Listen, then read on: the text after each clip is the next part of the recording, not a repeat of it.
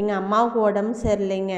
அணுக்கள் உடம்புல ரொம்ப குறைஞ்சிருச்சுங்க. எதனால அணுக்கள் குறைஞ்சதுனே தெரியலைங்க. எத்தனையோ ஆஸ்பத்திரியை அலைஞ்சோங்க.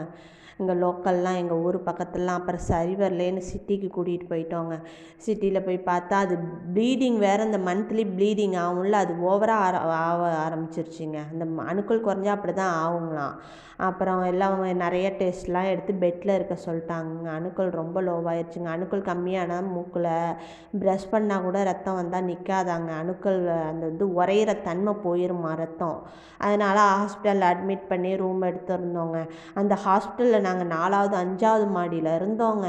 அங்கே பாருங்கள், அங்கே ஒரு குட்டி எலிங்க. நல்ல வேலை போட்டிருந்தாங்க இந்த கொசு வலை, இல்லைன்னா அந்த எலி உள்ளே வந்திருக்குங்க. அது பாருங்கள் ஜாலியாக, கொஞ்சம் கூட பயப்படவே இல்லைங்க. நான் நிற்கிறேன்னு நான் கூட சந்து இருக்குமோ வந்துருமோன்னு பார்த்தேன். அப்படி ஒன்றும் சந்துலாம் இல்லைங்க. நல்லா சூப்பராக ஒட்டி வச்சுருந்தாங்கங்க. அதனால் அந்த எலி வரலைங்க. நான் இருக்கிறேன்னு கொஞ்சம் கூட பயப்படலைங்க. ஜாலியாக அது பாட்டுக்கே விளையாண்டுட்டு இருந்துச்சுங்க.